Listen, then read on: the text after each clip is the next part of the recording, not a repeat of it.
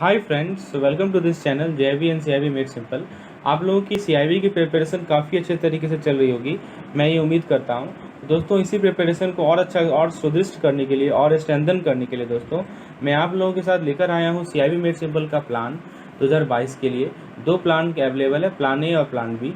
Plan A उन लोगों के लिए है जिनका तीनों का तीनों सब्जेक्ट बचा हुआ है, जिनको क्लियर करना है। और आपको पता है कि इस अटेम्प्ट के बाद आपका सिलेबस चेंज होने वाला है। तो दोस्तों, आपको अच्छा एफर्ट देना है। You have to redouble your effort so that you can, आपको तीनों का तीनों पेपर इसी पार क्लियर करना है। आपको ये इंश्योर करना है दोस्तों।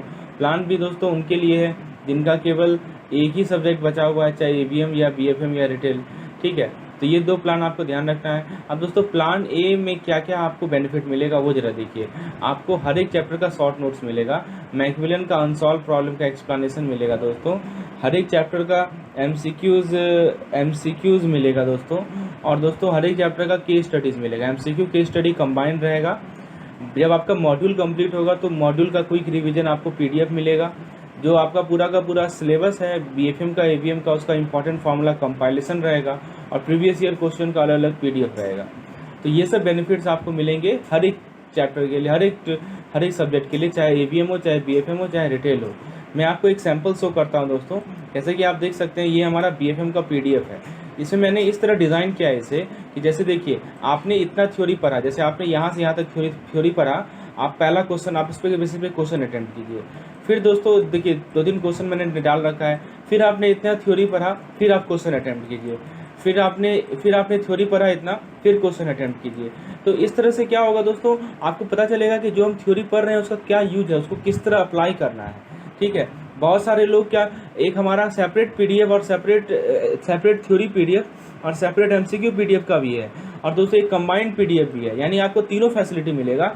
आप सेपरेटली थ्योरी पढ़ना चाहते हैं तो उसका अलग पीडीएफ है, आप सेपरेटली एमसीक्यू करना चाहते हैं तो उसका अलग पीडीएफ है। आप यदि कंबाइन करना चाहते हैं, कंबाइन ज़्यादा इफेक्टिव है, क्योंकि आपने समझिए इतना थ्योरी पढ़ा, आपने पढ़ा कि फॉरेन करेंसी है, उसका डेफिनेशन पढ़ा कि जितना भी क्लेम्स पेबल अब्रूड होता है उसे हम लोग फॉरेन करेंसी कहते हैं। चलिए, तो आपने इतना पढ़ा दोस्तों, तो अब आप इसके बेसिस पे, इसमें क्या क्या इंक्लूडेड है वो पढ़ा। अब आप इसके बेसिस पे क्वेश्चन देख लीजिए कि as per FEMA 1999 foreign exchange payment, foreign exchange means foreign currency and includes A B and C. तो दोस्तों इस तरह से क्या होगा कि आपको पता चलेगा कि ये जो क्वेश्चन है, ये जो कंसेप्ट है जो बुक में दे रखा है, उसको किस रूप में क्वेश्चन फ्रेम किया जाता है। ठीक है, तो ये तरीका मैंने पूरे के पूरे पीडीएफ में अप्लाई किया है। ये 45 पेज का पीडीएफ है दोस्तों। ठीक है, तो दोस्तों इसमें क्या है, जैसे इसमें आपने थ्योरी पढ़ा, फिर पीडीएफ देखा, फिर आपने क्वेश्चन किया, जैसे डायरेक्ट इनडायरेक्ट रेट का थ्योरी पढ़ा आपने, फिर आपने क्वेश्चन किया। तो इसी तरह से मैंने पूरा का पूरा पीडीएफ फ्रेम किया है। तो आपको क्या होगा, कंसेप्ट एकदम क्रिस्टल क्लियर होगा। एक आप एवीएम का एग्जांपल देखिए, जैसे ये डिमांड एंड सप्लाई का यूनिट है। तो आपने इतना थ्योरी पढ़ा दोस्तों, आपने प्लॉट करना सीखा, कैसे प्लॉट करते हैं, लॉ ऑफ डिमांड पढ़ा, डिमांड शेड्यूल पढ़ा। ठीक है, तो उसके बाद दोस्तों आपको क्या करना, आपने क्वेश्चन अटेम्प्ट किया। देखिए यहाँ पे क्वेश्चन दे रखा है। ठीक है, कुछ क्वेश्चन मैंने डाल रखा है। फिर उसके बाद दोस्तों आपने फिर से थ्योरी पढ़ा। देखिए फिर से थ्योरी दिया है ना, quantity demand tend to fall at price rise for two reason subsequent. फिर आपने क्वेश्चन अटेम्प्ट किया। तो इस तरह से पीडीएफ मैंने फ्रेम किया है, ताकि आप थ्योरी पढ़ेंगे, फिर क्वेश्चन अटेम्प्ट करेंगे, फिर थ्योरी पढ़ेंगे, फिर क्वेश्चन अटेम्प्ट करेंगे। ठीक है, तो ये हमारा थ्योरी का डिज़ाइन, पीडीएफ का डिज़ाइन है। तो दोस्तों आपको प्लान मैं बता ही दिया हूँ। प्लान ए का कॉस्ट है ₹650, यानी तीनों का तीनों पीडीएफ आपको मिलेगा। और प्लान बी का कॉस्ट है ₹250। इसमें आपको केवल एक आप ऑप्ट कर सकते हैं, एबीएम बीएफएम रिटेल। यदि आपको ये प्लान परचेज करना है तो ये आपके सामने नंबर है 8292857381। इस पर आप मुझे व्हाट्सएप करें तो मैं आपको डिटेल इन्फॉर्मेशन प्रोवाइड करूँगा इस पार्टिकुलर पीडीएफ से रिलेटेड। और दोस्तों आप मेरे Telegram channel CIB made simple को ज्वाइन करें रेगुलर अपडेट्स के लिए। और हमारा जो यूट्यूब चैनल है JIB and CAIIB made simple को आप रेगुलर अपडेट के लिए लाइक और सब्सक्राइब करें। चलिए आगे बढ़ते हैं, हम लोग अपने वीडियो को शुरुआत करते हैं। Security standard. तो फ्रेंड्स, सबसे पहले इस चैप्टर की इंपॉर्टेंस को मैं आपको बताता हूँ। देखिए ये जो टॉपिक है लिक्विडिटी बेसल 3 फ्रेमवर्क और लिक्विडिटी स्टैंडर्ड, इसका इंट्रोडक्शन, लिटिल बिट इंट्रोडक्शन हम लोगों ने पहले भी देखा है। ठीक है, तो हमने जो दोस्तों यूनिट 10 पढ़ा था, तो वहाँ पे मैंने आप लोगों को कुछ पॉइंट बताए थे बेसल 3 के बारे में, कब बेसल 3 को लाया गया था। उसमें एक दो टर्म आपको मैंने बताया था, एलसीआर और एक एनएसएफआर, थोड़ा सा पॉइंट बताया था। आज हम लोग उस पर डिटेल डिस्कशन करेंगे।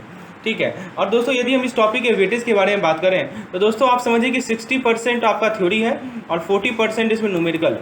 ठीक है। तो न्यूमेरिकल एस्पेक्ट से भी केस स्टडी इस टॉपिक से आते हैं, खासकर LCR पे केस स्टडी पूछा जाता है, NSFR पे केस स्टडी पूछा जाता है। तो हम लोग एक एक चीज़ को अच्छे से समझेंगे, अच्छे से डिस्कशन करेंगे। जो पॉइंट इंपॉर्टेंस होंगे उसको मैं हाईलाइट करूँगा, उसको आप ध्यान से सुनिएगा। और आपको मैं PDF भी शेयर कर दूंगा दोस्तों। PDF ऑलरेडी गूगल ड्राइव पे अपलोडेड है, तो वहाँ से आप PDF को एक्सेस कर सकते हैं। MCQs PDF सेपरेट है, वहाँ से उसे एक्सेस कर सकते हैं। केस स्टडीज़ में से मैं आपको करवा दूंगा। चलिए, तो और इस पर मैं मॉक टेस्ट आपको इस वीक के एंड में आपको प्रोवाइड करूँगा। तो आप एक एक करके स्टेप वाइज आगे बढ़ते जाइए। चलिए आगे देखते हैं, हम लोग टॉपिक को शुरुआत करते हैं। तो सबसे पहले पॉइंट क्या है कि जो बेसल 3 का जो इंटरनेशनल फ्रेमवर्क था, किसके रिगार्डिंग? लिक्विडिटी रिस्क के रिगार्डिंग, लिक्विडिटी रिस्क को मेजर करने के रिगार्डिंग, लिक्विडिटी रिस्क स्टैंडर्ड के रिगार्डिंग, मॉनिटर करने के रिगार्डिंग। ये कब इशू हुआ था? तो दिसंबर 2010 में इशू हुआ था। ठीक है, इट वॉज इशूड इन दिसंबर 2010। ठीक है, तो ये सबसे पहले पॉइंट कि ये जो लिक्विडिटी रिस्क का मेजर करना, क्योंकि हमारा टॉपिक ही है liquidity standard, so we will talking about liquidity only. ठीक है, हम लोग किसके बारे में बात करेंगे दोस्तों? लिक्विडिटी के बारे में बात करेंगे। तो फ्रेंड्स, बेसल 3 जो कमेटी था उसने 2 स्टैंडर्ड को प्रिस्क्राइब किया था। पहला स्टैंडर्ड था LCR, जिसे हम लोग लिक्विडिटी कवरेज रेशियो कहते हैं। और दोस्तों दूसरा जो स्टैंडर्ड था वो था हमारा NSFR, जिसे हम लोग नेट स्टेबल फंडिंग रेशियो कहते हैं। ठीक है, तो दोस्तों यहाँ पे ये जो 2 मिनिमम स्टैंडर्ड्स हैं LCR और NSFR, ये क्यों लाया गया? ताकि अलग अलग 2 सेपरेट या कॉम्प्लीमेंट्री ऑब्जेक्टिव को हम लोग अचीव कर सकें। अब वो 2 सेपरेट या कॉम्प्लीमेंट्री ऑब्जेक्टिव क्या है? क्यों कॉम्प्लीमेंट्री ऑब्जेक्टिव कहा गया इसे? क्यों ऐसा कौन सा ऑब्जेक्टिव है जो कि आपस में कॉम्प्लीमेंट्री और सेपरेट है? आइए जरा डिस्कस करते हैं। तो दोस्तों सबसे पहला जो ऑब्जेक्टिव है वो है हमारा LCR, है ना। पहला स्टैंडर्ड है वो हमारा LCR है। LCR क्या करता है दोस्तों? ये हमारा जो शॉर्ट टर्म रेजिलियंस है किसी बैंक का, किसके रिगार्डिंग? देखिए, रेजिलियंस समझते हैं ना। रेजिलियंस मतलब कि दोस्तों सहने की क्षमता, हाँ, उसे रेजिलियंट कहते हैं। तो आपके पास जो शॉर्ट टर्म रेजिलियंट होती है बैंक का, किसके regarding? Against potential liquidity disruption. ठीक है, लिक्विडिटी में कोई डिस्ट्रप्शन आ रहा है तो उसमें उसको सहने की क्षमता है। LCR उस सहने की क्षमता को प्रमोट करती है। कैसे ये इंश्योर करती है कि उसके पास हाई क्वालिटी लिक्विड एसेट होगा। दोस्तों आप ये बताइए, अब बेसिक सा नियम है, आप यदि रिस्क से एक्सपोज्ड हैं तो आपके पास कैपिटल होना चाहिए। सिमिलरली यहाँ पे आपका लिक्विडिटी डिस्ट्रप्शन हो रहा है तो आपके पास सफिशिएंट लिक्विड एसेट होना चाहिए, है ना। लिक्विडिटी का मतलब क्या होता है? लिक्विडिटी मतलब कि शॉर्ट टर्म आप कैश फ्लो को मैनेज कर पा रहे हैं। यदि लिक्विडिटी डिस्ट्रप्शन हो रहा है, मीनिंग ये हुआ कि आपको शॉर्ट टर्म कैश अवेलेबल नहीं है, तो उसके लिए आप क्या कीजिएगा? आपके पास एसेट होना चाहिए। तो उस एसेट को नाम दिया गया है high quality liquid asset, HQLA।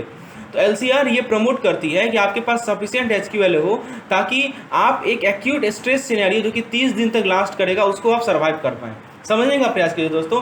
LCR को लाया ही गया इस पर्पज से कि शॉर्ट टर्म रेजिलियंस बैंक को मिले, ताकि 30 दिन का जो एक्यूट स्ट्रेस सिनेरियो है जिसमें उसका लिक्विडिटी डिसरप्शन हो रहा है, तो उसमें उसको सफिशिएंट HQLA प्रोवाइड कर सकें।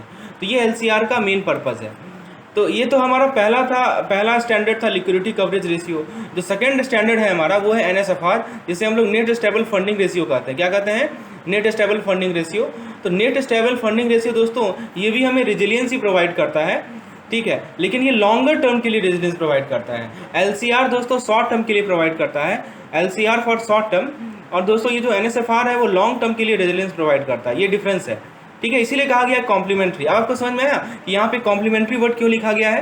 क्योंकि देखिए LCR और NSFR आपस में डिफरेंट है। LCR जो है वो आपको रेजिलियंस, बैंक को रेजिलियंस प्रोवाइड कर रहा है शॉर्ट टर्म के लिए, against what? Against liquidity disruption.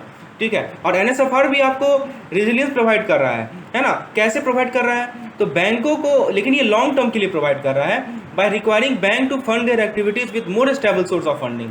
मतलब बैंक जो है अपनी फंडिंग को एक ज़्यादा स्टेबल सोर्स से फंड करे ऑनगोइंग बेसिस पे। ऑब्वियस सी बात है दोस्तों, जब आप शॉर्ट टर्म डिस्ट्रप्शन को अवॉइड करेंगे, 30 दिन का आप शॉर्टेज को लेकर चल रहे हैं, स्ट्रेस सिनेरियो को लेकर चल रहे हैं, उसके लिए आपको HQLA मेंटेन करना है। और NSFR तो लॉन्ग टर्म के लिए है ना, तो आपके पास एक स्टेबल सोर्स ऑफ फंडिंग होना चाहिए। आइए, तो यहाँ तक जो पॉइंट हमने सीखा है LCR और NSFR के रिगार्डिंग, फिर से याद रखिए। LCR आपका शॉर्ट टर्म फंडिंग होता है, NSFR आपका लॉन्ग टर्म फंडिंग होता है। LCR में दोस्तों लिक्विडिटी डिस्ट्रप्शन को अवॉइड करने के लिए हम लोग शॉर्ट टर्म 30 दिन के लिए, 30 दिन के स्ट्रेस सिनेरियो को अवॉइड करने के लिए हम लोग सफिशिएंट HQLA मेंटेन रखते हैं। और NSFR में दोस्तों हम लोग स्टेबल फंडिंग सोर्स को मेंटेन रखते हैं लॉन्ग टर्म बेसिस के लिए। तो ये बेसिक्स पॉइंट को ध्यान रखिएगा। तो ये 2 स्टैंडर्ड्स हैं LCR और NSFR। अब एक क्वेश्चन डिस्कशन करते हैं। As per Basel III, the Basel Committee prescribed the following two minimum standard for funding liquidity to achieve two separate but complementary objective. आपको बताना है कि वो दो मिनिमम स्टैंडर्ड का नाम क्या है। तो अभी हमने डिस्कशन किया है, एक LCR है, एक NSFR है। So option number A is correct. Okay, first is LCR, second is NSFR। Now the next concept we have to see the objective. क्या ऑब्जेक्टिव है, ठीक है। What is the main objective of LCR, why LCR was needed. तो दोस्तों liquidity needs 30 दिन के आपका acute shortage scenario है उसको मीट करने के लिए, ठीक है। तो दोस्तों जरा देखिए, LCR का एम ये है कि बैंक के पास एक अनइंकम्बर्ड SQL हो। अब आप बोलेंगे ये अनइंकम्बर्ड का मीनिंग क्या है।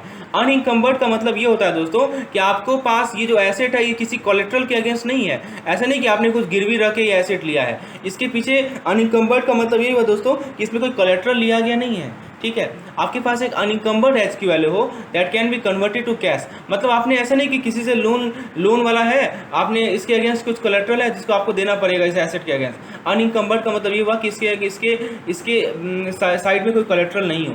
तो LCR का काम ये है कि बैंक के पास अनइंकम्बर्ड SQL हो जिसको आप कैश में बदल सकें ताकि अपनी लिक्विडिटी नीड को मीट कर सकें अगले 30 दिन के लिए। देखिए मेन पर्पस ये है कि मान लीजिए कि कोई डिपॉजिटर आया अपना पैसा विड्रॉ करने के लिए, तो ऐसा सिचुएशन नहीं हो दोस्तों कि उसके आपको पैसा ही नहीं दे पा रहे हैं। This situation should not arise. To avoid such type of situation LCR जो हमारा लिक्विडिटी स्टैंडर्ड है वो ये इंश्योर करता है कि बैंक के पास सफिशिएंट अनइंकम्बर्ड SQL हो जिसको कैश में हम बदल सकें ताकि 30 कैलेंडर डे का लिक्विडिटी नीड्स को हम मीट अप कर सकें, ठीक है। तो ये बात को आपको ध्यान रखना है। At a minimum the stock of liquid assets to enable the bank to survive only 30 day, है ना। यही मतलब 30 दिन तक तो बैंक सर्वाइव करेगी इस लिक्विडिटी स्ट्रेस सिनेरियो को, ठीक है। और उसके बाद जब तक वो करेक्टिव एक्शन लिया जा सके, मतलब एटलीस्ट इस to survive at least until 30 days. Like example आपने येस बैंक को देखा होगा। येस बैंक में क्या हुआ, सडनली सारे डिपॉजिटर आकर पैसा निकालने लगे। तो दोस्तों वो सिचुएशन होता है हमारा रन ऑफ हो जाता है ना। तो वैसे सिचुएशन में क्या होता है कि उसके पास बैंकों के पास सफिशिएंट लिक्विडिटी होना चाहिए HQLA के रूप में ताकि 30 दिन तक वो डिपॉजिटर की लिक्विडिटी को मैनेज कर सके वो, ठीक है। अब देखिए इसमें एक कीवर्ड है। अब ये तो आपको समझ में आ गया कि ऑब्जेक्टिव क्या है इसका। अब स्कोप जरा देखते हैं। स्कोप क्या है दोस्तों, LCR and monitoring tool would be applicable for Indian bank as at. हाँ ये समझिए कहाँ ये एप्लीकेबल है, तो भारतीय बैंक में एप्लीकेबल है at whole bank level only, that is on stand alone basis including overseas operation through branches. ध्यान दीजिएगा, भारत के कुछ बैंक है उनको ओवरसीज ऑपरेशन भी होता है तो उन पे भी ये लागू होगा। ये जो नियम है LCR का, वो जो भारत के बैंक जो कि दूसरे देश में ऑपरेट कर रहे हैं उन पे भी ये नियम लागू होगा। अच्छा जरा फॉरेन बैंक के बारे में बात करते हैं। तो जो फॉरेन बैंक है और वो उनका ब्रांच भारत में है तो फ्रेमवर्क केवल उन्हीं पे लागू होगा स्टैंड अलोन बेसिस पे। मतलब भारत में जो ऑपरेशन कर रहे हैं केवल उन्हीं पे लागू होगा। जैसे मान लीजिए आपका सिटी बैंक है। सिटी बैंक दोस्तों USA का बैंक है मान लीजिए, तो USA में मान लीजिए इसका कोई ब्रांच है तो वहाँ पे LCR का नियम नहीं लागू होगा। सिटी बैंक का जो ब्रांच भारत में काम कर रहा है वो स्टैंड अलोन बेसिस पे वहाँ पे LCR का नियम लागू होगा। तो आपको स्कोप समझ में आ गया। भारत का बैंक यदि किसी बाहर, जैसे मान लीजिए SBI है, SBI का एक ब्रांच मान लीजिए USA में है तो वहाँ पे LCR का नियम लागू होगा, ठीक है। उसी तरह सिटी बैंक का ब्रांच हमारे भारत में है तो वहाँ भी LCR का नियम क्या होगा दोस्तों, लागू होगा। तो ये आपको स्कोप समझ में आ गया, ठीक है। अब दोस्तों हम लोग डिस्कस करते हैं LCR का फॉर्मूले को। तो LCR के फॉर्मूले को समझने से पहले दोस्तों हमें नेट कैश आउटफ्लो को समझना होगा। We have to understand what is the meaning of net cash outflow. तो अभी तो आपको मैंने बताया कि LCR से हम लोग 30 दिन का लिक्विडिटी नीड को मीट करते हैं, है ना। तो उसके लिए दोस्तों what is meaning of total net cash outflow. तो टोटल नेट कैश आउटफ्लो का दो पार्ट है, एक है टोटल एक्सपेक्टेड कैश आउटफ्लो और एक है टोटल एक्सपेक्टेड इनफ्लो, ठीक है। तो टोटल एक्सपेक्टेड आउटफ्लो में दोस्तों यदि हम बात करें तो उसमें क्या क्या आता है, मतलब आप समझिए कि आप बैंक के पर्सपेक्टिव में बात कीजिए तो बैंक से कैश जो है आउटफ्लो मतलब किस रूप में जाती है। तो लाइबिलिटीज़ बैंक ने ले रखी होगी, जैसे मान लीजिए किसी का डिपॉजिट्स है, किसी का दोस्तों किसी का डिपॉजिट्स दोस्तों FD RD या सेविंग बैंक करंट अकाउंट, तो डिपॉजिट के फॉर्म में हो सकती है, या ऑफ बैलेंस शीट आइटम जैसे आपका LC हो गया, BG हो गया, इस फॉर्म में हो सकता है, ठीक है ना। तो ये सब हमारा आउटफ्लो है। और यदि इनफ्लो की बात करें तो बैंक में रिसीवेबल हो सकता है, कोई लोन हो सकता है, ठीक है। तो ये आपको ये जो स्ट्रेस सिनेरियो है वो 30 दिन के लिए है, ठीक है, तो फॉर 30 डेज। तो 30 डेज के लिए आपको क्या करना है, ध्यान दीजिएगा 30 दिन काफ़ी इंपॉर्टेंट है, बार बार ये 30 दिन रिपीट होगा। ठीक है, क्योंकि हम लोग जब LCR पढ़े हैं ना, LCR को मैंने आपको बताया है कि ये बैंक को शॉर्ट टर्म रेजिलियंस प्रोवाइड करता है, और जब हम शॉर्ट टर्म की बात करते हैं इसका मतलब 30 डेज की बात हो रही है। तो 30 दिन तक जितना भी आउटफ्लो हो रहा है लाइबिलिटीज़ के फॉर्म में, ऑफ बैलेंस शीट के फॉर्म में, इसको रेट से मल्टीप्लाई कीजिए, और जितना इनफ्लो हो रहा है रिसीवेबल के फॉर्म में, इसको रेट से मल्टीप्लाई कीजिए। ठीक है, तो जो आपका जो टोटल, ये आपका क्या हो गया, कैश आउटफ्लो, ये क्या हो गया, कैश इनफ्लो, है ना। तो जो आपका टोटल नेट कैश फ्लो होगा दोस्तों, वो क्या होगा दोस्तों, that would be what, that would be the difference between these two, है ना। आप क्या कीजिए, इन दोनों के बीच का डिफरेंस निकालिए, total expected cash outflow minus total expected cash inflow, this will B total net cash flow. ठीक है, this would be the total net cash flow. तो आपको ये समझ में आया कि टोटल नेट कैश फ्लो का क्या मीनिंग है। तो I think the concept is clear now कि आपका आउटफ्लो कितना है, आपका इनफ्लो कितना है, दोनों के बीच का डिफरेंस जो है that is called total net cash flow. ठीक है, तो दोस्तों LCR ये हम लोग क्यों पढ़ रहे हैं, why we are studying this total net cash flow. So because अब मैं आपको फॉर्मूला बताता हूँ दोस्तों, इसका मैं आपको फॉर्मूला बताता हूँ दोस्तों। ये जो अभी आपको मैंने बताया टोटल नेट कैश आउटफ्लो, ठीक है, ये देखिए क्या है, बेसिकली LCR जो है इसको कंपेयर करता है HQLA से, क्योंकि देखिए जो आपका नेट कैश आउटफ्लो है, ठीक है, इसी के अगेंस्ट ना आपको HQLA मेंटेन रखना है। ठीक है, because this is for 30 days, आपका 30 डेज में आपने निकाला कि आपका नेट कैश आउटफ्लो कितना है। ठीक है, और ऑब्वियस सी बात है दोस्तों, ऑब्वियस सी बात है कि आपका जो इनफ्लो है वो कभी भी दोस्तों, देखिए समझिए इस बात को, ठीक है, जो आपका टोटल नेट कैश फ्लो है, ठीक है, आप ये बताइए कि इनफ्लो ज़्यादा होना चाहिए, आउटफ्लो ज़्यादा होना चाहिए। तो ऑब्वियस सी बात है आपका इनफ्लो ज़्यादा होना चाहिए, आउटफ्लो से ज़्यादा इनफ्लो होना चाहिए। ठीक है, तो ये जो है 75% ऐसा कहा गया है, वो हम लोग आगे रेशियो देखते हैं। ठीक है, तो टोटल नेट कैश फ्लो आपने निकाला। अब दोस्तों ये कहा गया है कि टोटल नेट कैश फ्लो जो आपका हो रहा है उसी के अगेंस्ट आपको क्या मेंटेन करना है, high quality liquid asset maintain करना है। तो उन्होंने क्या कहा, और वो भी अनइनकम्बर्ड होना चाहिए। तो रेशियो जो होता है वो ये होता है कि HQLA हमारा नॉमिनेटर में होता है और TNCO यानी टोटल नेट कैश आउटफ्लो हमारा डिनोमिनेटर में होता है, and this should B greater then और इक्वल टू 100%। क्या मतलब हुआ इसका, कि आपके पास जो HQLA है वो जो है TNCO से ज़्यादा होना चाहिए। समझ में आ रहा है दोस्तों, कि आपका जो नेट कैश फ्लो आउटफ्लो हो रहा है उससे आपको HQLA ज़्यादा मेंटेन रखना है, 100% से ज़्यादा मेंटेन रखना है। ठीक है, so this is the point. तो LCR जो है मिनिमम कितना होना चाहिए, इसी रेशियो को हम लोग LCR कहते हैं, this ratio is called LCR। तो देखिए यहाँ मैंने लिखा है कि stock of high quality liquid acid, nominator में क्या आएगा हमारा, HQLA आएगा, और डिनोमिनेटर में क्या आएगा, TNCO आएगा, total net cash outflow over next 30 calendar year, and this will be greater than equal to 100%। ठीक है, एक क्वेश्चन है, LCR is measure as a ratio of, पहला total HQLA total net cash outflow next 15 calendar day, total HQLA to net cash outflow next 30 calendar day, total HQ net cash flow to next total net cash flow in the next 30 days total HQLA। तो ये गलत है, ये गलत है। मैंने आपको बताया है कि LCR का जो फॉर्मूला होता है उसमें HQLA हमारा नॉमिनेटर में रहता है और TNCO डिनोमिनेटर में रहता है। और दोस्तों ये हम लोग अगले 30 कैलेंडर डे में देखते हैं कि ये आपका रेशियो, इस रेशियो को हम लोग क्या करते हैं, LCR कहते हैं, लिक्विडिटी कवरेज रेशियो कहते हैं। ठीक है, this called liquidity coverage ratio. ठीक है दोस्तों, अच्छा एक और क्वेश्चन देखते हैं। The ratio that promotes short-term resilience of the bank to potential liquidity disruption by ensuring that they have sufficient high-quality liquid asset to survive an acute stress scenario lasting in short period। जब भी आपको ये word दिखे short term resilience तो आपको दिमाग में आना चाहिए कि LCR की बात हो रही है, और जब भी आपको दिखे लॉन्ग टर्म रेजिलियंस तो आपके दिमाग में आना चाहिए NSFR की बात हो रही है। तो आंसर क्या हो जाएगा इसका, LCR। ठीक है, चलिए अब दोस्तों एक चीज़ को समझिए, एक पॉइंट को समझिए, काफ़ी इंपॉर्टेंट पॉइंट है। लेट मी टेल यू दोस्तों, यहाँ पे जो आपका HQLA है, हाँ, अनइनकम्बर्ड स्ट्रेस, ठीक है, तो इसको हम लोग आगे बात करते हैं, will talk about it later on. Before that LCR requirement जो है 1 जनवरी 2015 से बैंक पे लगा दिया गया। ठीक है, तो लेकिन देखिए अब ऐसा एग्जांपल समझिए कि आपको मान लीजिए वेट लॉस करना है, तो आप एक ही दिन में थोड़ी 5 किलो वेट लॉस कर लेंगे, आप धीरे धीरे करेंगे, पहले आधा फिर आधा फिर आधा फिर आधा, ऐसे करके 5 किलो वेट लॉस होगा। सिमिलरली बैंकों में यदि LCR मान लीजिए कि जो हमारे RBI हैं उसको बैंकों में LCR की रिक्वायरमेंट इम्पोज करना है, तो एक दिन में ही थोड़ी बोल देगी कि आप 100% मेंटेन करो, उसको फेज वाइज मैनर में लाया गया। तो ट्रांजिशन टाइम दिया गया बैंकों के लिए, तो RBI ने परमिशन किया है gradual increase in the ratio. तो स्टार्ट किया उन्होंने 60% से, तो उन्होंने कहा कि जनवरी 2015 में 60% LCR रखो, 2016 में 70%, 2017 में 80%, 2018 में 90% और 2019 में 100%। तो फेज वाइज मैनर में बैंकों को कहा गया कि आप इतना LCR मेंटेन कीजिए। अब दोस्तों जब आप 60% कर रहे हैं, इसका मतलब आप समझिए, इसका मतलब ये बात दोस्तों कि आपका जो SQLA है वो एटलीस्ट 60% होना चाहिए TNCO का, टोटल नेट कैश आउटफ्लो का। समझ में आ रहा है? और आप जो 2019 के बाद से SQLA एटलीस्ट 100% होना चाहिए। ये मिनिमम अमाउंट है दोस्तों, this should B greater then और इक्वल टू, राइट, एटलीस्ट इतना होना ही होना चाहिए। तब हम लोग वो जो 30 दिन, और ये 30 दिन के अंदर होना चाहिए दोस्तों। हाँ, और बैंकों को कहा गया है कि वो स्ट्राइव करें हायर रेशियो को अचीव करने के लिए। मान लीजिए किसी बैंक का है 200% रेशियो, चलेगा, बिल्कुल चलेगा, वो ज़्यादा सिक्योर्ड है क्योंकि उसके पास sufficient high quality liquid asset है, ताकि यदि ऐसा कुछ सिचुएशन आ जाए, लिक्विडिटी प्रॉब्लम का आ जाए, तो उसको सर्वाइव कर पाएगा अगले 30 दिन तक, है ना। तो बैंकों को कहा गया है कि आप एफर्ट लगाइए कि इस रेशियो को और बढ़ाया जाए, LCR को अब जितना ज़्यादा से ज़्यादा रख सकते हैं रखिए, ठीक है। और मैंने बताया है आपको कि 1 जनवरी 2019 के बाद जो फेज इन अरेंजमेंट कंप्लीट हो गया तो LCR कम से कम 100% होना चाहिए ऑनगोइंग बेसिस पे। ये भी क्लियर है, ठीक है। ड्यूरिंग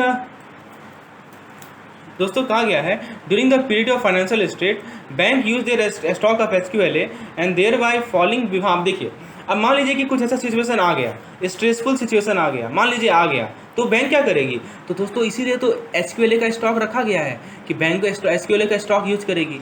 मान लीजिए बैंक ने SQLA का स्टॉक यूज़ करना शुरू कर दिया, तो आप ये बताइए SQLA अपॉन TNCO अभी तो है मान लीजिए कि 100% है। अब जैसे ये खत्म होते जाएगा तो ये परसेंटेज 100 से कम होते जाएगा ना, कभी 90 हो जाएगा, कभी 80 हो जाएगा। क्यों? क्योंकि हमने SQLA को यूज़ कर रहे हैं। क्यों हम SQLA को यूज़ कर रहे हैं? क्योंकि हमारा जो सिचुएशन है वो फाइनेंशियल स्ट्रेस सिचुएशन है। ऐसा सिचुएशन एराइज हो गया है कि हमारा लिक्विडिटी का प्रॉब्लम आ गया है, लिक्विडिटी क्राइसिस आ गया है, फाइनेंशियल स्ट्रेस सिचुएशन आ गया है। तो ऑब्वियस सी बात है हम जो एसेट को रखे हैं इस पर्पज़ के लिए उसको यूज करेंगे। तो बैंक ने SQLA को यूज करना शुरुआत कर दिया, तो रेशियो घटना शुरू हो गया 100 से 90, 90 से 80। तो बैंकों को क्या करना है कि इमीडिएटली RBI को रिपोर्ट करना है। RBI का कौन सा डिपार्टमेंट में? तो department of banking operation and development as also department of banking supervision. तो जैसे ही बैंक SQLA को यूज़ करना शुरू कर देगी तो बैंक को तुरंत का तुरंत RBI के इस डिपार्टमेंट में रिपोर्ट करना है। डिपार्टमेंट का नाम है डिपार्टमेंट ऑफ बैंकिंग सुपरविजन, और उन्हें बताना है, बैंकों को बताना है कि क्या रीज़न है, क्यों वो SQLA के स्टॉक को यूज कर रही है और क्या करेक्टिव स्टेप इनिशिएट किया गया ऐसे सिचुएशन को रेक्टिफाई करने के लिए। This should be clearly indicated by bank to RBI। समझ में आ रहा है दोस्तों आपको? ठीक है, तो बैंकों को क्लियरली स्पेसिफाई करना है कि क्यों वो SQLA के स्टॉक को यूज कर रही है और क्या करेक्टिव स्टेप लिया गया ऐसे फाइनेंशियल स्ट्रेस सिचुएशन को अवॉइड करने के लिए। अब एक क्वेश्चन आपके सामने, with effect from dash after the phase in arrangement complete LCR should be minimum 100%। बताइए कब से? तो मैंने आपको बताया 1 जनवरी 2019 से, तो ऑप्शन नंबर बी सही होगा। ठीक है, चलिए, तो बेसिक कंसेप्ट आपको क्लियर रखना है। एक और क्वेश्चन देखते हैं दोस्तों। Highland bank has estimated stable funding in the bank to be ₹100 million। The bank estimate that net cash outflow over the coming 30 days will be 137 million and the bank has capital of 5 million and total exposure of 140 million। The bank estimate that has SQLA of 125 million। What is the bank LCR? तो देखिए, LCR जब भी आपको दिया रहा है ना, आपको SQLA को नॉमिनेटर में लिखना है और TNCO को ओवर 30 days को आपको डिनोमिनेटर में लिखना है। ठीक है, तो TNCO क्या होता है? तो TNCO दोस्तों होता है टोटल, TNCO के बारे में बताया था ना आपको, टोटल नेट कैश आउटफ्लो। तो दोस्तों यहाँ HQLA कितना दिया हुआ है? HQLA आपको 125 दिया हुआ है और टोटल नेट कैश आउटफ्लो कितना दिया हुआ है? ये भी तो दिया है 137 million, है ना। तो 125/137 का रेशियो आप निकाल लीजिए ना और इंटू 100% कर लीजिए, तो आपको परसेंटेज में निकल जाएगा, इंटू 100 कीजिएगा तो वही हमने किया है। देखिए, बाकी डाटा जो दिया हुआ है वो जस्ट कन्फ्यूजन के लिए दिया हुआ है। You have nothing to do with capital, you have nothing to do with exposure, right, you have nothing to do with stable funding, क्योंकि स्टेबल फंडिंग तो हमारा NSFR का पार्ट होगा ना। मैंने आपको बताया ना कि जो स्टेबल फंडिंग होता है that relates to NSFR, net stable funding ratio, that has nothing to do with LCR, because LCR is for short term resilience, okay, for 30 days acute stress scenario, right। सो दोस्तों आपसे पूछा गया है कि LCR कितना होगा बैंकों का, तो आपको करना क्या है, 125/37 इंटू 100, तो ये आपको मिल जाएगा 91.2%। So option number B will be correct. Clear, चीज़ें क्लियर हो रही हैं? बिल्कुल सही। चलिए दोस्तों, तो आपको उम्मीद है यहाँ तक कंसेप्ट क्लियर हो गया होगा। आप समझ गए होंगे कि LCR को कैसे निकाला जाता है। अब दोस्तों एक और पॉइंट है, कुछ पॉइंट शायद मैंने यहाँ नोट नहीं किया है, तो वो मैं आपको बता देता हूँ कि जो स्ट्रेस सिनेरियो है जो कि BCBS ने स्पेसिफाई किया है, ठीक है, वो क्या क्या हो सकता है। मान लीजिए कि जो रिटेल डिपॉजिट्स है उसका रन ऑफ होने लगे, ठीक है। एक पार्शियल लॉस होने लगे अनसिक्योर्ड होलसेल फंडिंग कैपेसिटी का, एक पार्शियल लॉस हो जाए सिक्योर्ड शॉर्ट टर्म फाइनेंस, इसको हम लोग आगे डिस्कस करते हैं। Okay, so we will discuss it later. अब दोस्तों हम लोग नेक्स्ट पॉइंट पे आते हैं जो कि है हमारा SQLA। ठीक है, अब हम लोग SQLA को जरा समझते हैं। SQLA को दोस्तों स्टडी करते हैं, व्हाट इज SQLA। तो friends what is SQLA? SQLA का फुल फॉर्म आपको पता ही है, हाई क्वालिटी लिक्विड एसेट। तो लिक्विड एसेट जिसके अंदर हाई क्वालिटी एसेट, जिसको आप तुरंत बेच सकें, हाँ, और जिसको आप तुरंत कोलेटरल की तरह यूज कर सकें ताकि फंड आपको मिल जाए स्ट्रेस सिनेरियो में, उसे ही हम लोग लिक्विड एसेट कहते हैं। और दोस्तों ये अनइंकम्बर्ड होना चाहिए। इसका मतलब मैंने पहले ही बताया, इसमें कोई लीगल रेगुलेटरी कुछ इंपेडिमेंट नहीं होना चाहिए, कोई रिस्ट्रिक्शन नहीं होना चाहिए, right. It should be unencumbered. ऐसा नहीं कि आपने कोलेटरल लेके ये पार्टिकुलर एसेट को जमा किया है, बिल्कुल नहीं। ये क्वालिटी हाई क्वालिटी होना चाहिए। हाई क्वालिटी का मतलब ये है कि तुरंत का तुरंत कैश में बदल जाए, तुरंत का तुरंत आप बेच सकें, तुरंत का तुरंत आप कोलेटरल के रूप में यूज कर सकें स्ट्रेस फिल्ड सिनेरियो में। ठीक है, तो हाई क्वालिटी एसेट तभी एसेट कहलाता है जिसको आप तुरंत का तुरंत कैश में बदल सके। ठीक है, एट लिटिल और नो लॉस ऑफ वैल्यू। और liquidity of an asset depends on the underlying stress scenario, the volume to be monetize in the time frame consider. ठीक है, तो ऑब्वियस सी बात है किसी एसेट का लिक्विडिटी इस पर डिपेंड करेगा। ठीक है, तो कुछ एसेट ऐसे होते हैं जो ज़्यादा फंड जनरेट करते हैं, है ना। और तो इसी प्रकार से दो कैटेगरी होते हैं एसेट के जो कि स्टॉक ऑफ SQLA में इंक्लूडेड हैं। तो ये जरा देखते हैं वो दो कैटेगरी कौन से हैं। तो ये पहला कैटेगरी है दोस्तों हमारा लेवल 1। पहला कैटेगरी क्या है? लेवल 1। और दूसरा कैटेगरी है लेवल 2। तो लेवल 1 में क्या क्या आता है दोस्तों? कैश आता है, ठीक है, रिजर्व विथ सेंट्रल बैंक आता है, फिर आपका MS बैक्ड बाय गवर्नमेंट और सेंट्रल बैंक आता है। ठीक है, तो ये क्या है? ये आपका मॉर्गेज सिक्योरिटीज़ है। ठीक है, तो कैश होगा दोस्तों, reserve with central bank, MS bank with sovereign और सेंट्रल बैंक। ठीक है, तो ये सब हमारा लेवल 1 का पार्ट है। और इस पर जो लिमिट है दोस्तों ये आपको 100% है, 100% का लिमिट इस पर डाला गया है। ठीक है, ये आपको मेंटेन करना ही करना है, लेवल 1 में एसेट आपको मेंटेन करना ही करना है। ठीक है, so this is the main thing. Okay, so level 1 asset में क्या क्या मैंने आपको बताया? कैश, ठीक है, और इसमें दोस्तों इसमें कोई लिमिट नहीं होता है। इसको आप इंक्लूड कर सकते हैं SQLA के स्टॉक में without any limit and without applying any hair cut, यानी इस पर कोई हेयर कट भी नहीं अप्लाई करना है आपको। इसमें कैश आएगा, अनइंकम्बर्ड गवर्नमेंट सिक्योरिटी आएगा। ठीक है, अच्छा दोस्तों ये चीज़ समझिए, cash including cash reserve in excess of required CRR। ऐसा नहीं कि CRR वाला को आप इसमें घुसा दिए, नहीं, CRR वाला तो अलग से है ही, उसके अलावा जो कैश रिजर्व है उसको आप इसमें काउंट कर सकते हैं। ठीक है, फिर दूसरा है दोस्तों अनइंकम्बर्ड गवर्नमेंट सिक्योरिटी, SLR। ठीक है, उसके बाद दोस्तों marketable security issued or guaranteed by foreign sovereign, assigning 0% risk weight, traded in large, deep and active repo और cash market. So these three things are part of level 1 asset। दोस्तों ये part को ध्यान से समझिए क्योंकि इस पर केस स्टडी आएगा। आपको पहचानना रहेगा कि कैश किसका पार्ट है, आपको पहचानना रहेगा कि अनइंकम्बर्ड गवर्नमेंट सिक्योरिटी किसका पार्ट है, आपको पहचानना रहेगा कि मार्केटेबल सिक्योरिटी किसका पार्ट है। तो आप बोलेंगे यदि अनइंकम्बर्ड गवर्नमेंट सिक्योरिटी है, यदि मार्केटेबल सिक्योरिटी है, यदि कैश है, तो हमारा लेवल 1 का पार्ट होगा। और इस पर कोई भी हेयर कट नहीं लगता है, कोई भी लिमिट नहीं है, 100 का 100% आप इसमें यूज कर सकते हैं। ऐसा नहीं कि आपका मान लीजिए लेवल 1 एसेट आया 900 करोड़, तो आपको उसमें कि आधा ही 450 करोड़ ही यूज करेंगे, बिल्कुल नहीं। इसको आप पूरा का पूरा यूज कर सकते हैं, this can be use totally. Okay, so now this was about level 1 asset. अब बात करते हैं हम लोग लेवल 2 एसेट का। तो लेवल 2 एसेट में दोस्तों लेवल 2A एसेट होगा और लेवल 2B एसेट होगा।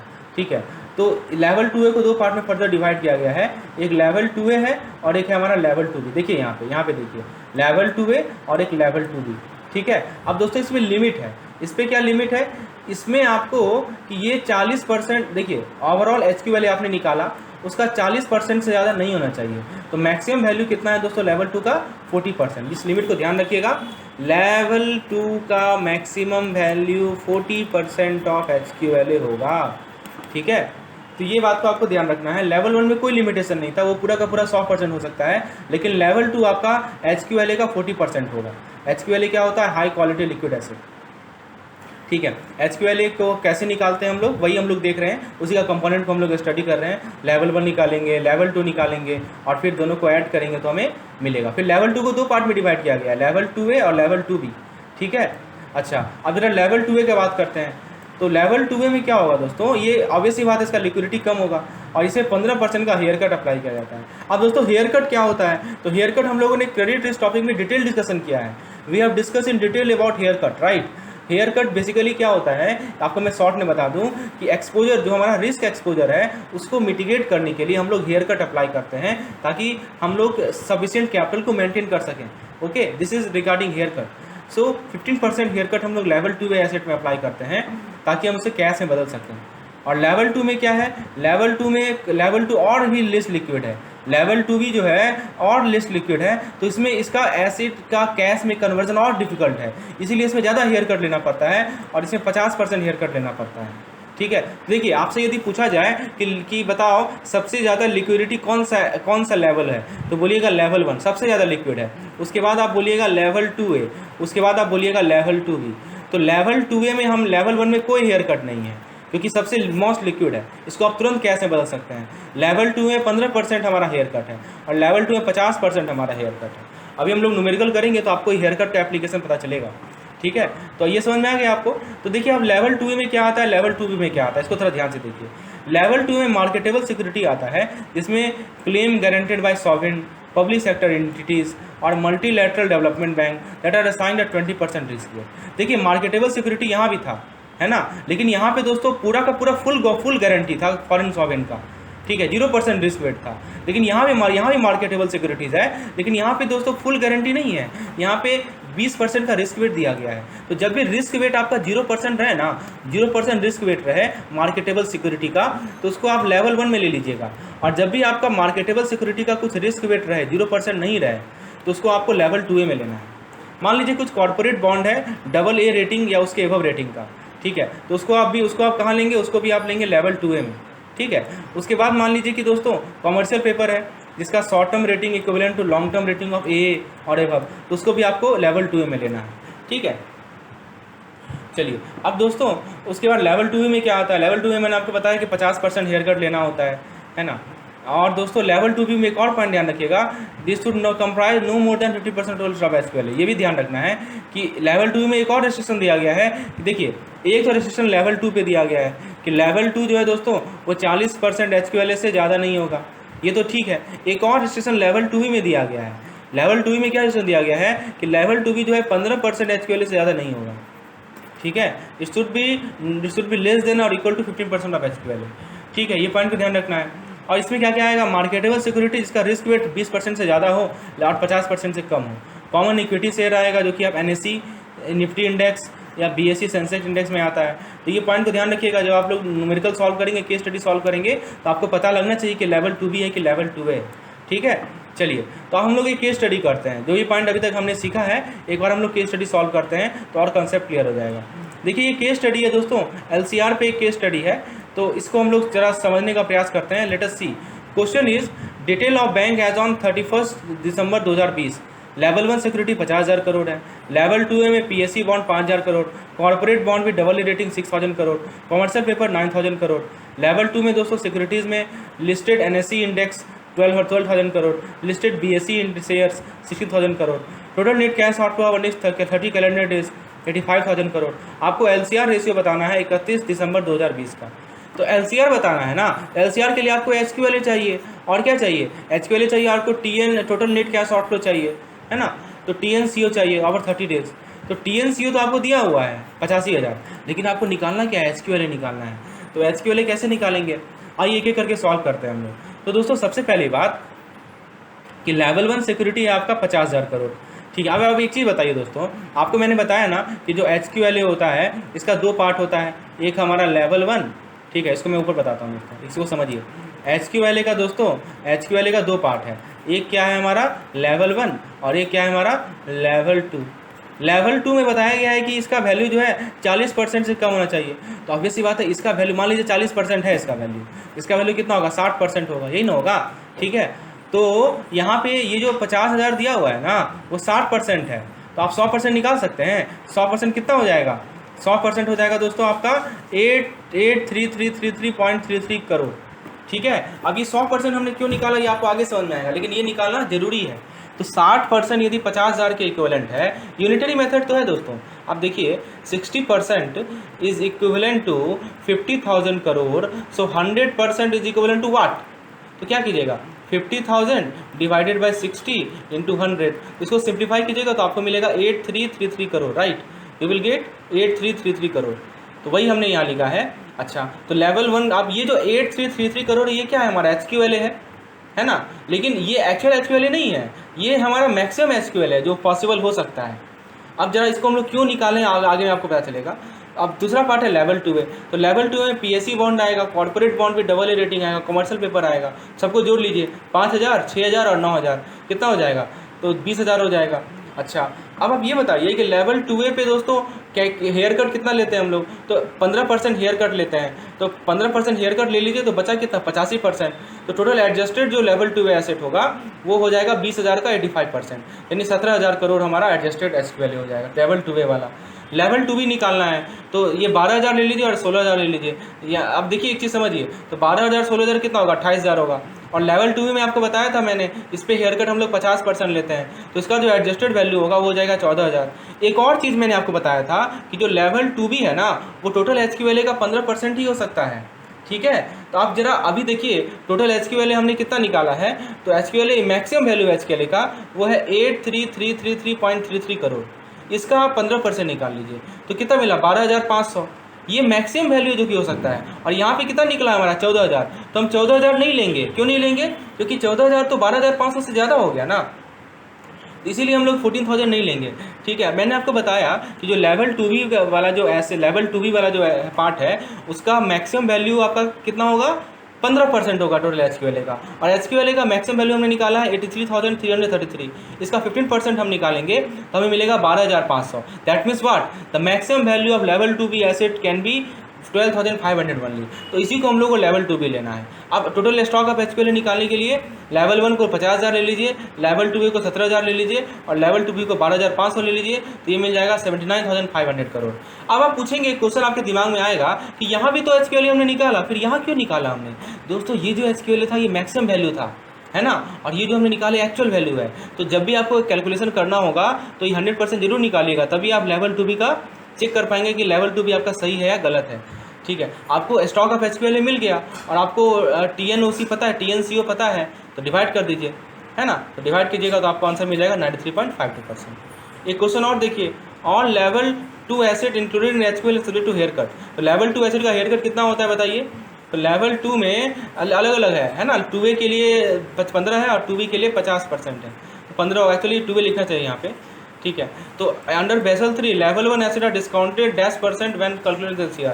तो लेवल 1 एसेट का कोई डिस्काउंटिंग नहीं होता है, लेवल 1 एसेट हम लोग फुल लेते हैं, इसलिए इसका आंसर होगा none of the above, D होगा। लेवल 1 में कोई डिस्काउंटिंग नहीं होता है, कोई हेयर कट नहीं होता है। कॉर्पोरेट डेट पेपर को आप किस में डालते हैं, लेवल 1 में डालते हैं या लेवल 2A में डालते हैं, लेवल 2 में, तो लेवल 2A में डालते हैं। ठीक है, लेवल 2B। चलिए, तो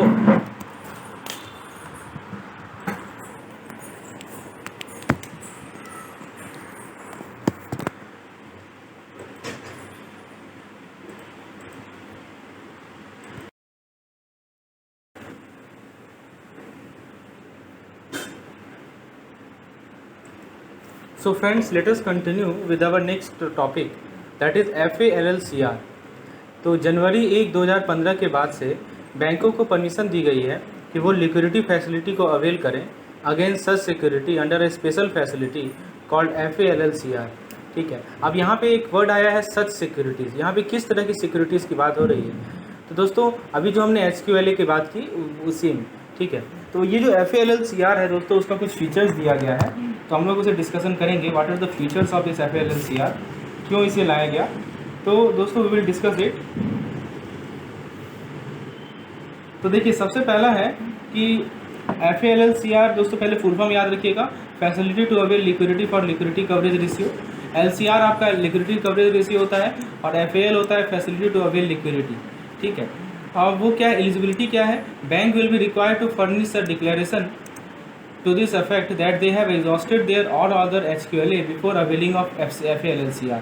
समझने का प्रयास कीजिए दोस्तों कि बैंक को अपना क्या करना पड़ेगा कि एक डिक्लेरेशन देना पड़ेगा कि उन्होंने अपने HQLA को एग्जॉस्ट कर लिया है, तभी जाके वो FALLCR को अवेल कर सकते हैं। ठीक है, उसके बाद है दोस्तों टेनर। टेनर क्या है, तो टेनर है दोस्तों, इस फैसिलिटी कैन बी अवेल्ड और rolled over up to a maximum period of 90 days. तो मैक्सिमम पीरियड है 90 दिन का, 90 दिन के मैक्सिमम पीरियड में इस फैसिलिटी को हम अवेल कर सकते हैं या रोल्ड ओवर कर सकते हैं। तो this is the tenor. The third point is first one was eligibility, second is tenor, third is haircut. तो FLLCR के अंदर जो सिक्योरिटीज़ होते हैं, liquidity against security and FLCR will be available after applying haircut. मतलब आपको hair cut apply करने के बाद ही आपको लिक्विडिटी अवेल होगा। फिर दोस्तों है फैसिलिटी रेट।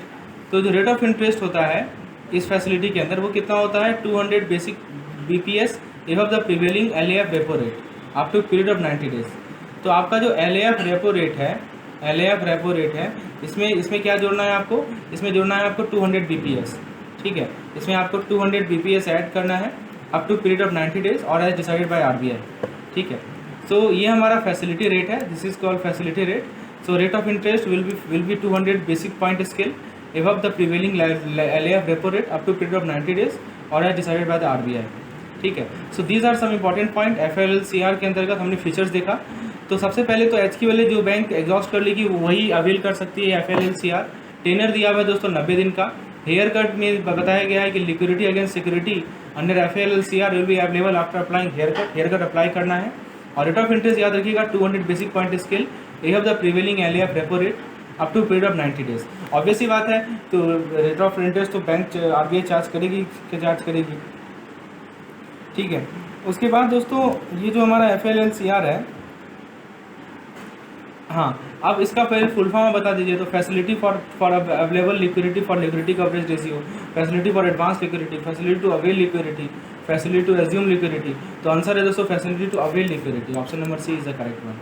FLLCR को रोल्ड ऑफ कर सकते हैं कितना पीरियड ऑफ दिन में, तो 90 दिन तक रोल्ड ऑफ कर सकते हैं। अभी मैंने आपको बताया कि FLLCR को जो है रोल्ड ओवर कर सकते हैं up to maximum period of 90 days, ठीक है। 90 डेज होगा इसका answer. The high quality liquid asset include only those with high potential to be converted easily and quickly into cash. तो आप बताइए, यहाँ से पूछ रहा है आपसे कि आपको लिक्विड एसेट का कैटेगरी बताना है, decreasing level of quality, level 1 A, level 1B, level 2A। आप देखिए आपको डिक्रीजिंग ऑर्डर बताना है। तो सबसे पहले क्या आता है, लेवल 1 आता है ना। सबसे आपको पता है ना, सबसे हाईली लिक्विड होता है लेवल 1।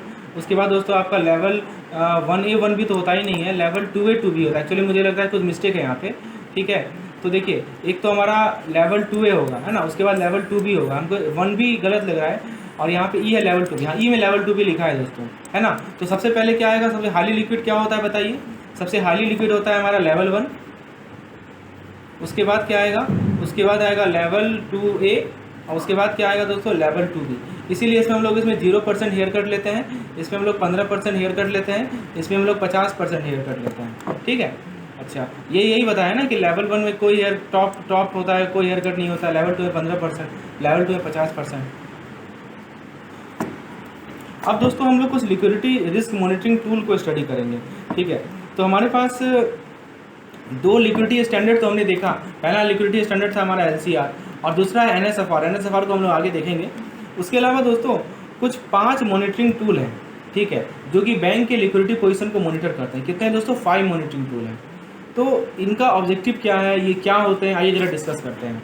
तो दोस्तों सबसे पहला मॉनिटरिंग टूल है वो है कॉन्ट्रैक्चुअल मैच्योरिटी मिसमैच, ठीक है। ये क्या करता है दोस्तों, नाम ही है मैच्योरिटी मिसमैच, आपको मैंने बताया भी है इसका मतलब, ठीक है। आपको मान लीजिए कि आपका लिक्विडिटी का इनफ्लो है और लिक्विडिटी का आउटफ्लो है, इसके बीच में जो गैप होता है उसको ये मैच्योरिटी मिसमैच आइडेंटिफाई करता है, ठीक है ना। तो दोस्तों जैसे मान लीजिए कि आपको पता ही है कि जैसे हमारा मिसमैच होता है, व्हाट इज मिसमैच। तो mismatch is nothing but your rate sensitive asset minus rate sensitive liability, RSA minus RSL और RSL माइनस RSA, ठीक है। इसे ही हम लोग मिसमैच करते हैं। तो इनफ्लो और आउटफ्लो के बीच में जो गैप होता है उसे हम लोग मैच्योरिटी मिसमैच करते हैं, या इसे आप गैप भी कर सकते हैं।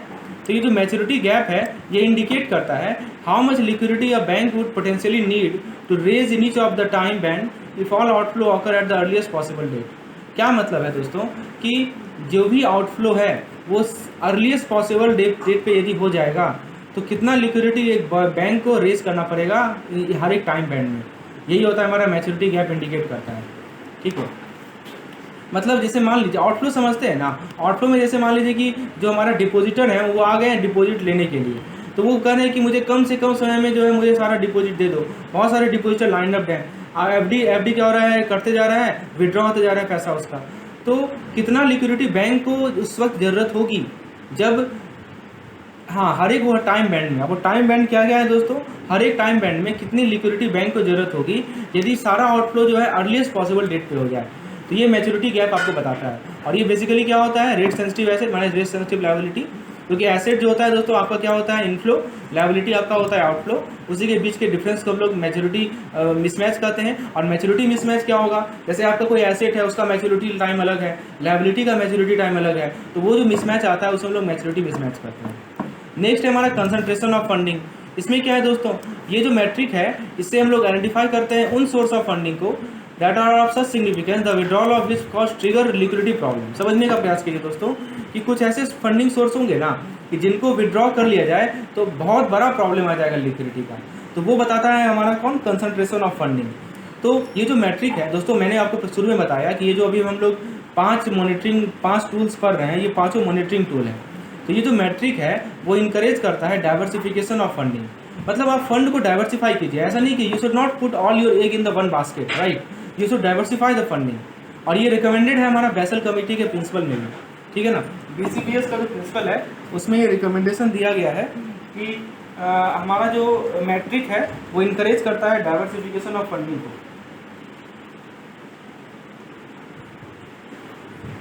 ठीक है। तो ये क्लियर है। अब दोस्तों this metric aims to address the funding concentration of bank by monitoring their funding from each significant counterparty, each significant product on instrument and each significant currency. तो हम लोग किस मैट्रिक की बात कर रहे हैं, we are talking about the metric that is concentration of funding. तो ये कंसंट्रेशन ऑफ फंडिंग जो मैट्रिक है ये क्या एड्रेस करता है, ये funding concentration of, it address the funding concentration of bank by monitoring their funding from each significant counterparty, is significant product and is significant currency, ठीक है। Next है हमारा अवेलेबल अनइंकम्बर्ड एसेट। तो ये जो मैट्रिक है ये आपको प्रोवाइड करता है, सुपरवाइजर को प्रोवाइड करता है data on the quantity and key characteristics of bank available unencumbered asset. मतलब बैंक में जो हमारा एसेट अनइंकम्बर्ड एसेट है वो कितना है ना। और ये जो अनइंकम्बर्ड एसेट होता है इसके पास क्षमता होती है कि आप उसे कोलेट्रल की तरह यूज कर सकते हैं ताकि आप एडिशनल सिक्योर्ड फंडिंग को रेज कर सकें सेकेंडरी मार्केट में, ठीक है। सो इससे हमें पता चलता है कि अवेलेबल अनइंकम्बर्ड एसेट कितना है। तो this is one of the also important tool, right. Next is LCR by significant currency. While the LCR standard is required to be made in one single currency, in order to better capture potential currency mismatch, the LCR in each significant currency need to be monitored. देखिए हर एक currency में, हर एक significant currency में आपको LCR को monitor करना है, यही कहा गया है हमारा LCR by significant currency में। And the last tool we have is market related monitoring tool. तो इसमें क्या है दोस्तों, इसके अंदर हमारा क्या है, this include high frequency market data that can serve as early warning indicator in monitoring potential liquidity difficulties at bank. तो इसके अंदर क्या होता है, हाई फ्रीक्वेंसी मार्केट डाटा होता है जो कि अर्ली वार्निंग इंडिकेटर की तरह काम करता है ताकि हम लोग लिक्विडिटी डिफिकल्टी को मॉनिटर कर सकें, ठीक है। So all we have 5 tools ABCD, okay. तो हम लोगों ने 5 टूल को डिस्कशन किया। अब दोस्तों हम लोग नेक्स्ट पॉइंट पे आते हैं। The next point we have LCR disclosure standards, okay. So bank are required to disclose information on their LCR in their annual financial statement under notes to account starting with the financial year ending March 31st 2015। तो बैंकों को क्या करना है कि अपना information को disclose करना है अपने LCR के रिगार्डिंग अपने एनुअल फाइनेंशियल स्टेटमेंट में। किसके अंतर्गत, नोट्स टू अकाउंट के अंतर्गत। कब से, तो 31 मार्च 2015 का जो फाइनेंशियल ईयर खत्म हुआ तब से, ठीक है। तो इसके लिए क्या है, LCR related information needs to be furnished only for quarter ending 31 March 2015, ठीक है। तो this information to be disclosed on their LCR in annual financial statement. चलिए, तो ये हमारा LCR डिस्क्लोजर का स्टैंडर्ड्स है। तो देखिए हर एक 31 मार्च को बैंक अपना फाइनेंशियल स्टेटमेंट अनाउंस करती है, तो उसमें उसको LCR को भी डिस्क्लोज करना है, उसके इन्फॉर्मेशन को भी डिस्क्लोज करना है, ठीक है। Next tool we have is NSFR। NSFR क्या होता है, हमारा नेट स्टेबल फंडिंग रेशियो। ये रेशियो क्या करता है दोस्तों, इसको समझने का प्रयास कीजिए। It's aims at promoting medium to long term structure funding of asset. दोस्तों मैंने आपको LCR में बताया था कि वो आपको शॉर्ट टर्म फंडिंग प्रोवाइड करता है ना, 30 दिन के लिए जो आपका स्ट्रेस्ड सिचुएशन है उसको वो हेल्प करता है वहाँ पे। लेकिन ये आपका medium to long term structure funding of asset provide करता है, जिसे हम लोग NSFR कहते हैं। इसका ऑब्जेक्टिव ये है ताकि bank maintain a stable funding profile in relation to the composition of their asset and off balance sheet activities. तो इसका मेन पर्पज़ क्या है दोस्तों, कि बैंक जो है एक स्टेबल फंडिंग प्रोफाइल को मेंटेन करे ठीक है। This to maintain a stable funding profile, this is the main objective of NSFR, ठीक है। तो दोस्तों NSFR के रिगार्डिंग जो गाइडलाइंस था वो RBI ने रिलीज़ किया था 28 मई 2015 को। 28 मई 2015 को RBI ने NSFR के रिगार्डिंग गाइडलाइंस को ये रिलीज़ किया था। मेन पर्पज़ इसका स्टेबल फंडिंग प्रोफाइल मेंटेन करना, ठीक है। और NSFR बैंकों में कब से एप्लीकेबल हुआ था ये ध्यान रखिएगा। तो ये याद रखिएगा, 1 जनवरी, इससे सवाल पूछा जाता है, 1 जनवरी 2018 से बैंकों को RBI ने NSFR की गाइडलाइंस को फॉलो करने के लिए कहा गया, ठीक है। So bank propose to make NSFR applicable to bank from 1 जनवरी 2018। अब दोस्तों इसका यदि हम लोग क्वांटिटिव एनालिसिस करें, if you see the formula, तो दोस्तों इसमें क्या है, available stable funding upon required stable funding into 100 should be 100% और एबव, ठीक है। ये पॉइंट ध्यान रखना है। अच्छा दोस्तों, कुछ स्टेटमेंट के बारे में देखिए। लिक्विडिटी कवरेज रेशियो का स्टेटमेंट आपका मंथली होना चाहिए। फंडिंग कंसल्टेशन का स्टेटमेंट आपका मंथली होना चाहिए। देखिए अभी जो मैंने आपको बताया ना, ये जो 5 टूल मैंने बताया, जरा उसका स्टेटमेंट भी देख लीजिए। तो पहला मेरा क्या था, लिक्विडिटी कवरेज रेशियो, है ना। तो पहला नंबर देखिए आप, क्या था, कॉन्ट्रेक्चुअल मैच्योरिटी मिसमैच। तो लिक्विडिटी कवरेज रेशियो का स्टेटमेंट मंथली आना चाहिए। फंडिंग कंसल्टेशन का स्टेटमेंट मंथली आना चाहिए। अवेलेबल अनइंकम्बर्ड एसेट का स्टेटमेंट क्वार्टरली आना चाहिए। और liquidity coverage by significant currency का स्टेटमेंट कैसा आना चाहिए, मंथली आना चाहिए। तो ये इसको ध्यान रखिएगा, किसका स्टेटमेंट का फ्रीक्वेंसी क्या है, बस तीनों का मंथली है, एक्सेप्ट आपका अवेलेबल अनइंकम्बर्ड एसेट वाला, इसका क्वार्टरली है। So okay, so the concept is clear now. तो दोस्तों आपने इस टॉपिक में क्या क्या पढ़ा, एक बार मैं फिर से रिकॉल करा देता हूँ दोस्तों।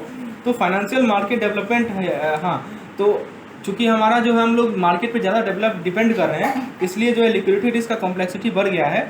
और BCBS ने क्या किया, 2 मिनिमम स्टैंडर्ड लाया। तो वो स्टैंडर्ड्स अलग अलग सेपरेट थे और आपस में कॉम्प्लीमेंट्री थे।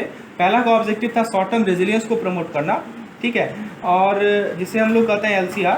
और कैसे प्रमोट करता है कि इसके पास सफिशिएंट, बैंकों के पास सफिशिएंट HQLA हो एटलीस्ट 30 डेज़ के लिए, है ना। ये हमारा फर्स्ट ऑब्जेक्टिव था, LCR मेंटेन करना। और सेकेंड ऑब्जेक्टिव था दोस्तों कि हमें फंडिंग रिस्क को क्या करना है दोस्तों, घटाना है। फंडिंग रिस्क को क्या करना है दोस्तों, this funding risk has to be decreased over long time horizon by requiring bank to fund their activities with stable source of funding. तो ये हमारा दूसरा ऑब्जेक्टिव था। इस ऑब्जेक्टिव को अचीव करने के लिए कमिटी ने 2 स्टैंडर्ड लाया, LCR और NSFR, ठीक है। और ये स्टैंडर्ड जो है वो एसेंशियल कंपोनेंट है रिफॉर्म्स जो कि बैसल 3 ने इंट्रोड्यूस किया था, इसके बारे में हम लोगों ने डिस्कशन किया। एक दोस्तों एक इंपॉर्टेंट केस स्टडी डिस्कस करते हैं, और देखिए कैसा केस स्टडी पूछा जाता है एग्जामिनेशन में, वो हम देखते हैं, ठीक है।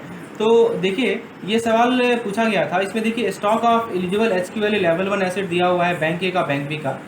लेवल 2 एसेट दिया हुआ है बैंक ए, बैंक बी का। Cash outflow during next 30 days दिया हुआ है इतना। Cash inflow during next 30 days दिया हुआ है इतना। Total of on balance sheet exposure दिया हुआ है इतना। डेरिवेटिव एक्सपोजर दिया हुआ है इतना। Securities financing transaction net exposure दिया हुआ है इतना। Off balance sheet exposure after conversion to credit equivalent amount दिया हुआ है इतना। तो ये आपको डाटा दी गई है, ठीक है। This data has been given to you. Now the question tier 1 capital tier 2 have been given, calculate LCR of bank A. तो बैंक ए का LCR निकालने के लिए पहले आपको LCR का फॉर्मूला देखना पड़ेगा। तो LCR का फॉर्मूला होता है दोस्तों HQLA अपॉन, आप जानते हैं HQLA upon total net cash outflow, है ना, total net cash outflow, TNOC। तो ये हमारा इसकी फॉर्मूला होता है। तो HQLA हमें निकालना पड़ेगा सेपरेटली और TNOC हमें सेपरेटली निकालना पड़ेगा। तो ज़रा देखिए यहाँ पे कैश आउटफ्लो कितना है और कैश इनफ्लो कितना है, दोनों को सब्ट्रैक्ट कीजिए, ठीक है।